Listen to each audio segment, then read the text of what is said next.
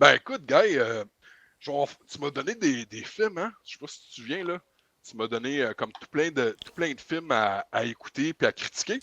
Puis là, je m'apprête à finaliser mes critiques pour te les mettre en ligne, mais je me suis dit, why not, Coconut, on fait un tour de table, puis je te shoot ça rapidement. C'est-tu bon? C'est-tu pas bon? Un survol rapide, pas de problème. Ouais. Let's go. Ferris Bueller Day Off. Qui dans la salle n'a pas vu ça? Moi, j'ai vu ça. Je l'ai à la maison, justement, ouais. Toi, Pat, as-tu vu ça? Tu te Ah oui, rappelles ça? Ouais. Il y a très, très longtemps. Oui. Très longtemps. Ben, c'est quoi, c'est l'édition 25e anniversaire, ça? De quoi de même? Ouais, 4K. Non, je pense pas que c'est un 25e. Mais en tout cas, il est vraiment beaucoup plus beau qu'à l'époque. J'ai vu une édition DVD chez un magasin local. J'ai fait le prendre juste pour essayer de voir c'est-tu les mêmes special features qu'ils ont remis. Ils nous ont-ils remanché quelque chose de déjà existant ou est-ce qu'il y a du nouveau contenu? Ce que je suis capable de dire, c'est que j'ai assez trippé sur le film pour aller voir les special features, avoir du plaisir là-dedans, puis m'y perdre une couple d'heures. En plus de ça, mon fils avait hâte d'écouter ça. Mon fils, il y avait un hype là-dessus de son côté. Il y a 17 ans, puis je me suis rendu compte que j'avais des faux souvenirs dans ce film-là. Des faux souvenirs? Dans ma tête, là, la voiture, elle plongeait dans une piscine. Il y avait, tu sais, là, je suis comme, oh mon Dieu, c'est pas ça. Non, elle tombe en arrière du garage. Ouais, c'est ça. Ben, moi, dans ma tête, il y avait une histoire de piscine là-dedans, puis là, puis il y avait de l'eau partout. T'as mélangé lui qui se pisse dans la piscine, puis le char qui tombe en arrière. Toi, t'as amalgamé ça. T'as fait un film d'une heure, là. Fait que voici, ça mérite un rewatch. C'est ce que ça veut dire. Ça, c'est un 25e anniversaire de Truman Show. Malade. C'est notre ami l'autre jour qui parlait de ça, qui m'avait un petit peu mis l'eau à la bouche. J'ai attendu un petit peu pour l'écouter. J'ai adoré. Moi, ça faisait un bout de temps, là, je ne l'avais pas vu.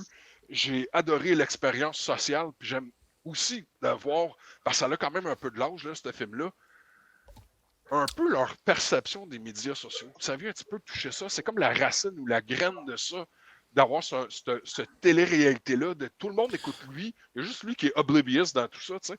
Ouais, aujourd'hui, tu appellerais ça vlog de movie. Ouais, c'est ça, tu sais. Pourquoi il est en onde encore? Non, mais le pire, c'est qu'il y a eu cette vision avant-gardiste quand que ça sortit. C'était pas le premier. Je pense que même on était précurseurs au Québec, puisqu'il y avait eu Louis XIX. C'était quoi? C'est avec Martin Drainville, qui jouait Louis XIX. Sa mère, c'était Dominique Michel. Puis c'était ça, là. Après ça, il y a eu la version américaine avec Matthew McConaughey, puis Natural Born Killer. Ton gars que t'aimes bien, là. Woody Harrelson. Ça, c'était le remake américain de Louis XIX. Puis après, à peu près en même temps aussi, il y a eu ce film-là. Fait qu'il y a eu une tendance avant-gardiste de ces films-là, mais je suis pas chauvin, le monde qui me connaisse. On commençait à avoir des nouvelles shots à cette époque-là. Ça commençait avec le début de Tabarouette. C'est quoi qui se passe partout ailleurs? Puis ça nous... Ça, tu sais, le film... Nope. Est-ce que c'est mauvais, man? C'est long. Écoute, quand t'es venu chez la maison, t'as dit, hey, j'ai pas vu ça, j'ai fait, prends-les, man. Oui, mais l'histoire du chimpanzé, c'est l'histoire du chimpanzé qu'il faut garder. Il y a des affaires qui sont cool. L'histoire du chimpanzé. Mais il y a d'autres affaires, t'es comme, mais pourquoi? Puis l'autre, l'acteur principal est comme zéro expression. Ah non, il n'y a aucune émotion. On dirait la fille qui joue dans Star Wars, là, Daisy, là. C'est la même affaire. Pas de jeu, pas de son, pas d'image, rien qui se passe. Tu sais, là, il est même pas capable de parler à un groupe de 6 qui veulent tout l'écouter. Ça dépend à sa sœur. C'était long. Nope. Puis il parlait d'un film comme révélateur, là, comme non, pas tant que ça. Là. C'est comme je te disais, c'est comme un épisode de Twilight Zone étiré sur 2 heures, mais il y a un épisode de Twilight Zone dedans avec le singe qui est plus intéressant que le film en tant que tel. Que la grosse bébite pseudo-métallique qui est pseudo-organique, qui est pas capable. C'est une méduse, comme une méduse extraterrestre. C'est une reine, une méduse. Pourquoi elle mange pas des vaches? Pourquoi elle mange des chevaux? C'est calme. OK.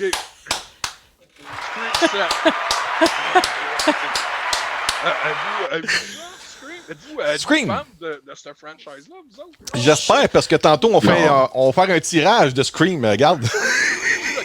Je suis pas fan de Scream, mais je les ai tous vus. Mais est-ce que tu as vu les autres avant? Non, c'est ça l'affaire. C'est ce que j'espérais. C'est que ça soit assez bon pour m'accrocher, pour me donner le goût. Non, c'est vraiment pas le meilleur. Vraiment pas le meilleur. Tu parles à une Scream Queen ici. Ouais, mais c'est pas ma franchise préférée, vraiment pas. Ben, c'est parce que l'affaire, c'est qu'il y a plein de moments. Je suis un monsieur, puis il y a plein de moments où je me dis, crisse pas juste un coup de chaise dans la face. Tu sais, ils sont tout le temps comme, oh non, fais quelque chose. Ah oui, c'est vrai, dans celui-là, ils sont tout le temps à se regarder, puis qui va faire quoi? Ouais. Oh mon Dieu, mais qu'est-ce qui va-t-il m'arriver? Tu vas mourir. Ouais. Fais quelque chose, tu vas mourir. Ouais, ils sont dans une pièce fermée, barrée. C'est écrit dans le livre, là. Ah, ils sont barricadés dans une pièce fermée. Lazy writing. Mais si t'aimes les affaires un peu spooky, pareil, ça... Ah, je l'ai pas regardé, ça. Comment c'était, ça? Ouais. C'est-tu comme un Goosebump que je te disais? Je pense que ça a l'air de comme un Goosebump. C'est la nouvelle franchise. Are You Afraid of the Dark? Ouais. Ça date pas d'hier. Ça a quand même une couple d'années. Ouais. C'est le fun parce que tu as 4 épisodes distincts avec 4 Scooby-Doo Adventure, là, où est-ce qu'il se passe quelque chose. Puis tu as comme une grande ligne en arrière d'histoire à découvrir avec ces personnages-là qui reviennent. Puis pourquoi ils sont dans cette situation-là? Puis écoute, ça, over this, any night. C'était plus le fun.